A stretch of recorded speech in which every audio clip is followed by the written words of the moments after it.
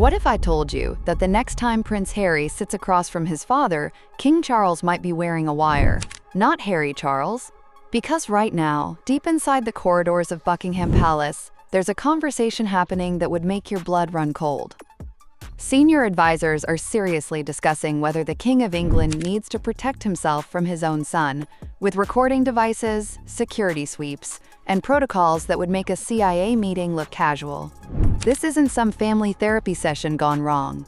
This is a calculated game of survival, where every word could become ammunition, every gesture could be weaponized, and every moment of vulnerability could end up as the opening scene of Harry and Meghan's next Netflix blockbuster.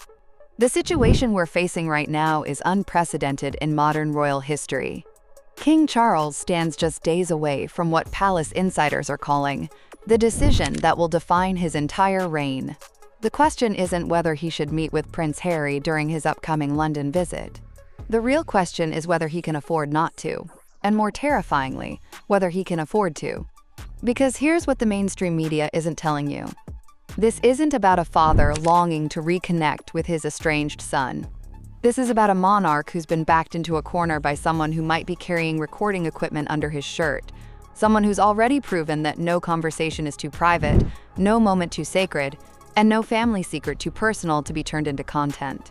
The whispers started months ago, floating through the gilded halls from Buckingham to Balmoral, from Clarence House all the way to the sunny hills of Montecito. Senior royals, people who've dedicated their entire lives to protecting the crown, are now treating every potential interaction with Harry like a live grenade. One wrong move, one unguarded moment, one slip of the tongue, and the carefully constructed image of the modern monarchy could come crashing down faster than you can say Oprah interview. But let's dive deeper into what's really happening behind those palace walls, because the truth is far more complex and, frankly, far more disturbing than anyone wants to admit. Charles isn't avoiding his son because he's cold-hearted or unforgiving. If you knew the man, if you understood the weight he carries every single day as both a father and a king, you'd realize he's probably aching to have that conversation. But Charles has lived through the Diana years. He's watched marriages implode under media scrutiny. He's seen how private pain becomes public entertainment.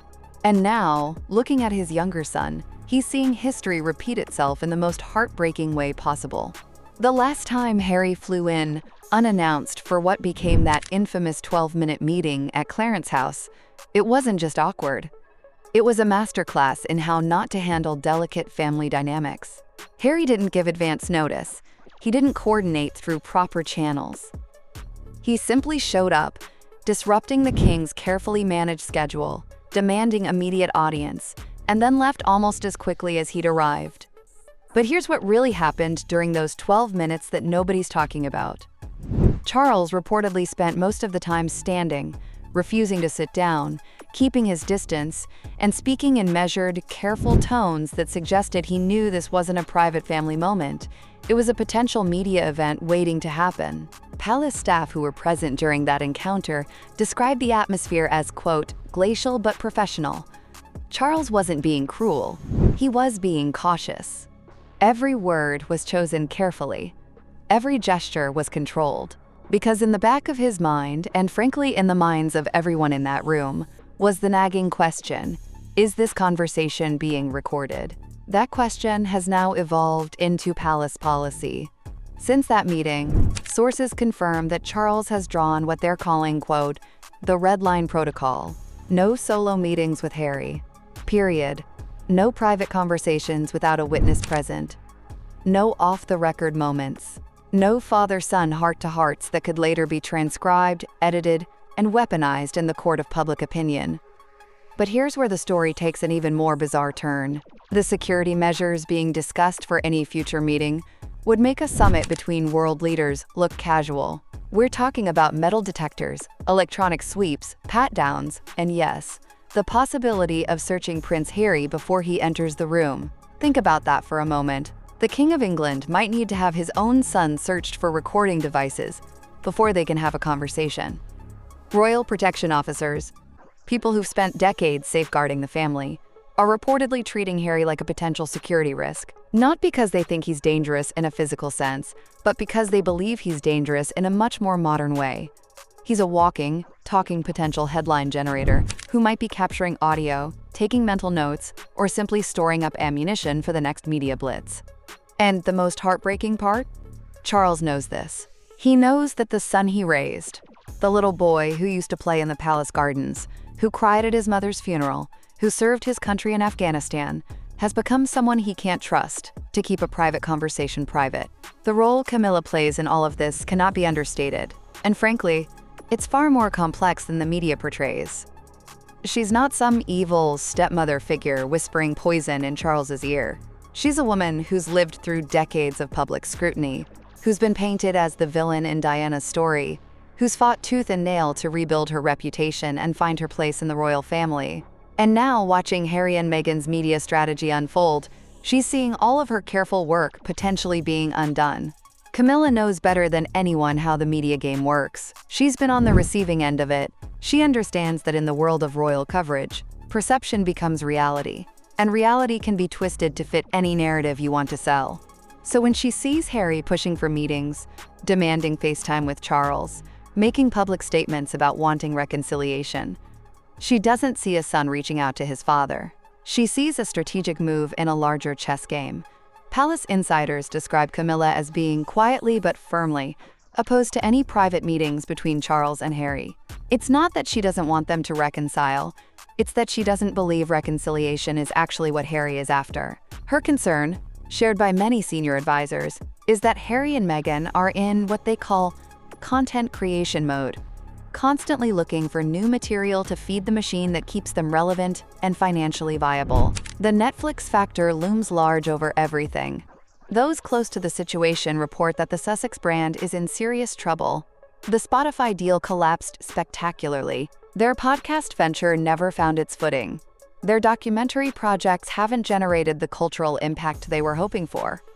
And now, with Hollywood's notoriously short attention span already beginning to wander, Harry and Meghan are reportedly facing a crisis of relevance that could threaten their entire post-royal existence. This is where the royal connection becomes not just sentimental, but absolutely crucial to their survival. Every mention of the palace, every hint of insider knowledge, every suggestion of ongoing drama with the family translates directly into media value. A meeting with Charles, even a brief one, even a tense one, becomes content. It becomes proof that they're still players in the royal game.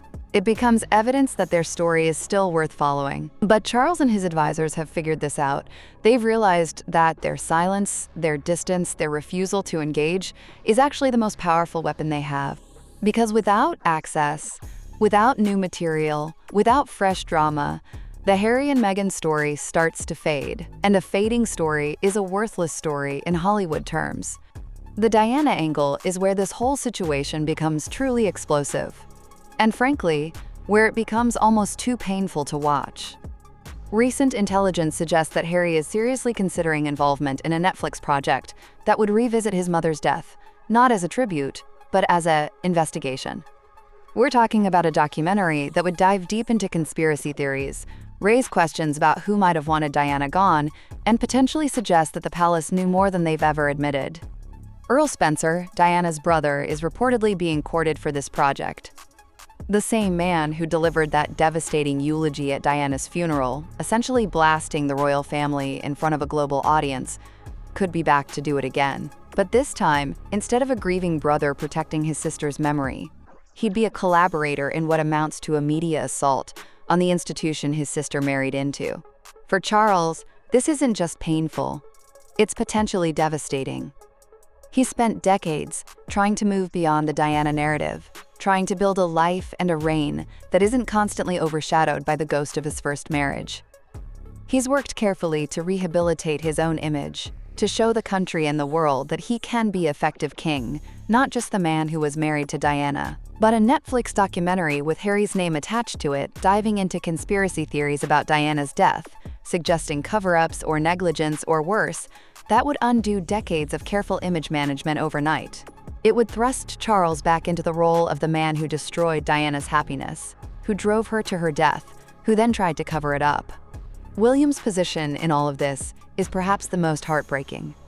He's watching his younger brother, the person who stood beside him at their mother's funeral, who shared that impossible burden of growing up without her, potentially preparing to turn their mother's memory into a streaming commodity. William has always been fiercely protective of Diana's legacy. He's worked hard to honor her memory in meaningful ways, through his charitable work, through his approach to parenting, through his commitment to the causes she cared about. The idea that Harry might be willing to drag their mother's death back into the spotlight, not to honor her, but to generate content and maintain relevance, is something William reportedly finds almost incomprehensible.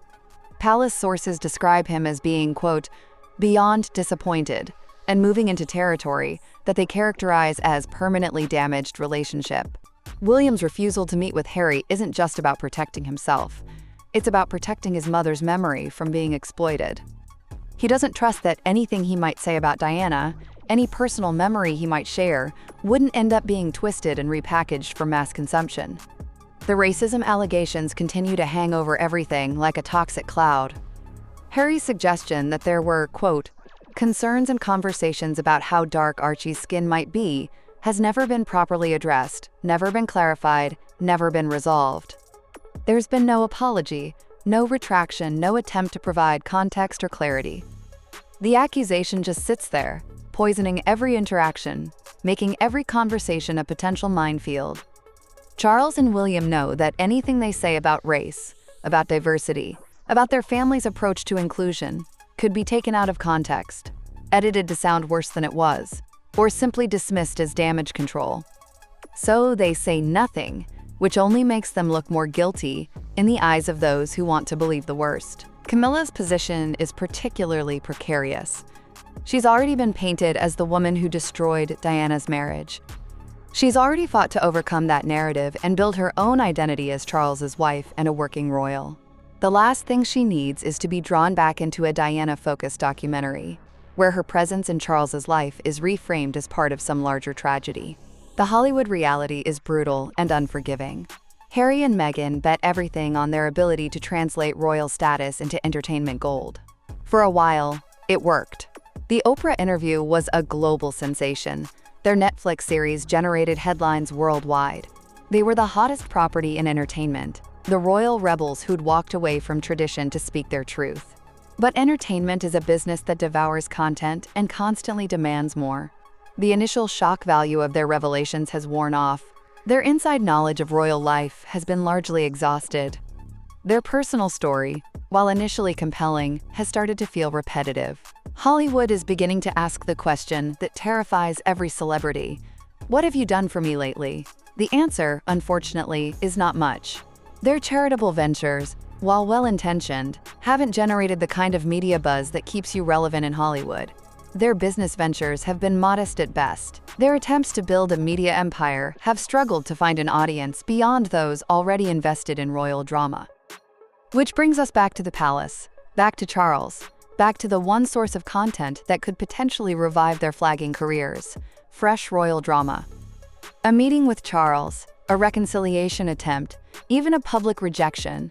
Any of these scenarios would generate headlines, create content, and potentially breathe new life into their media presence. But Charles has figured this out. His advisors have run the scenarios.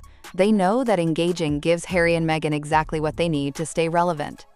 So the strategy has become clear: starve them of oxygen, give them nothing to work with, force them to find relevance somewhere else, in some other way, without using the royal family as their content generator. The security concerns around any potential meeting have evolved beyond normal royal protocol into something that resembles witness protection procedures. The fear isn't just that Harry might be recording conversations. It's that any interaction, no matter how carefully controlled, could be spun, edited, or recontextualized to serve their narrative needs. Palace security teams have reportedly developed what they call the Sussex protocols, specific procedures for any interaction with Harry and Meghan that treat them as potential hostile entities rather than family members. These protocols include electronic sweeps of meeting spaces, restrictions on private conversations, mandatory witnesses, and even the possibility of the palace making its own recordings to prevent selective editing of interactions. Think about how extraordinary this is. The King of England might need to secretly record conversations with his own son to protect himself from being misrepresented. We've moved so far from normal family dynamics that basic trust no longer exists. The tragedy in all of this isn't just that a family is falling apart. It's that the breakdown is happening in real time, in front of a global audience, with every private pain becoming public entertainment. Charles may still love Harry, but love isn't enough when every expression of that love could be weaponized against him. Harry may genuinely want reconciliation, but his methods for achieving it have made real reconciliation almost impossible. How do you have an honest conversation with someone when you can't trust them to keep it private? How do you rebuild a relationship when every gesture of goodwill might be turned against you? The constitutional implications are staggering. We're not just watching a family drama unfold. We're watching a potential threat to the stability of the monarchy itself. If Harry follows through on the more extreme scenarios being discussed, the Diana documentary, the explosive revelations, the systematic dismantling of the royal family's public image, we could be looking at a crisis that threatens the very institution of constitutional monarchy. Charles understands this better than anyone.